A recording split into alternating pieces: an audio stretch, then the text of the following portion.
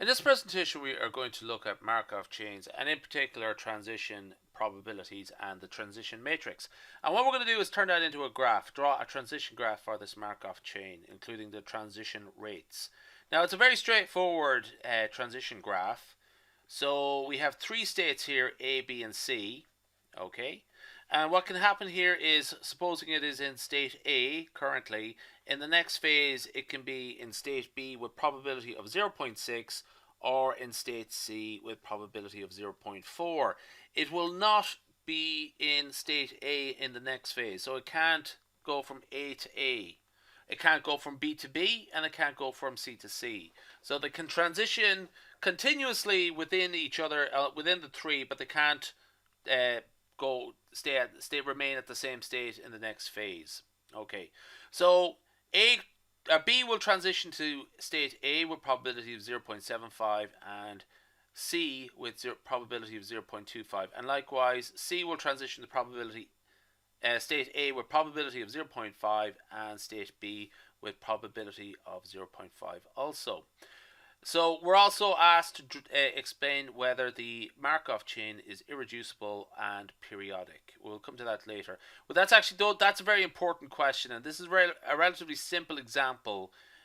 So this is not really the key outcome. Part B is not really the key outcome here. It's just more so for comparing and contrasting with future presentations or other presentations where we go into this in more detail. So anyway, we're in state A to start off with. And what we can do here is we can transition to state B with a probability of 0.6. Okay. We can transition from state B to state A. Well, actually, let's put the arrows in the middle there just to sort of keep it nice and consistent. With a probability of 0.75. We can transition from state A to state C. Let's just actually bring that into shot a bit more. And that is 0.40 from state C to A, 0.50, state C to B, also 0.50, and state B to C is 0.75. Let's just do that a little bit better there. 0.75.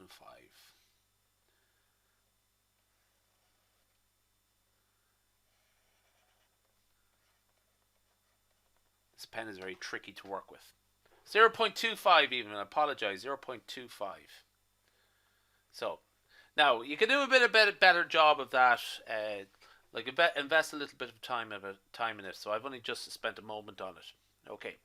Now, is it irreducible? Okay, essentially what irreducibility means is that once it leaves a certain state or certain set of states, it will never revisit those states again. Okay, it will never transition back.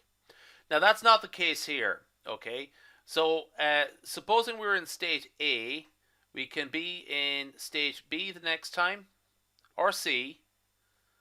Now we can go back to A, or we can go to B, and we can go back to A, and we can go back to C, and so on. Essentially what happens here is in the future, we can have any three of those states there appear there, and there's no rule, there's nothing blocking them from being part of the sequence, okay, the sequence of states. Okay. Now, periodicity is another one, okay? So this is a bit trickier to explain, okay? So here we have periodicity. This is the sort of way we might explain it here. Okay. So it's essentially, it's from the point of view of A. Is there any, and this will actually apply to B and C also. Okay. So I'm just picking A because it will also apply to B and C the same way because they more or less have the same sort of characteristics as A. So in each of the three cases, they all have the same sort of characteristics with regard to each other. So I'll just pick one and the rule applies to the other three.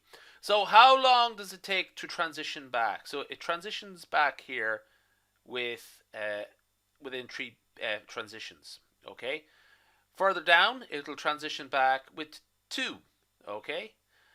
We can keep going here. Let's add in some more. It can go back to A straight away. And that's another case where it would be 2. Okay. And we could sort of wait a while. It can go between B and C for ages. And then what might happen here is that it might be 6. And then let's just say 3 again. Okay.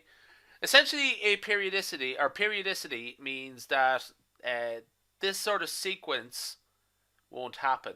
Okay. There will be a rule that obeys this sequence of numbers. Okay. And in this case, we don't have one. Apart from 1, it can be any number here. It could be 2, 3, 4, 5, 6, 7, and so on. Okay.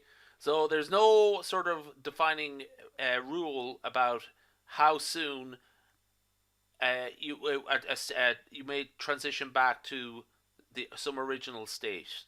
Okay. Just to give you a counterexample, so essentially the lack of rule there means no.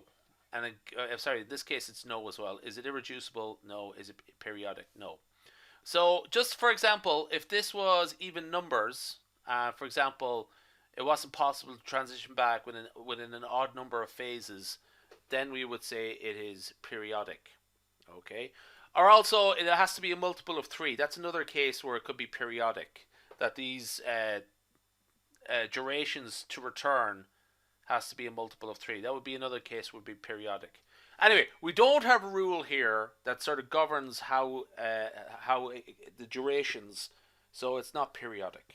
Okay, it's a sort of tough one to explain. So it's essentially future future examples where we would see a periodic one will be useful for comparison.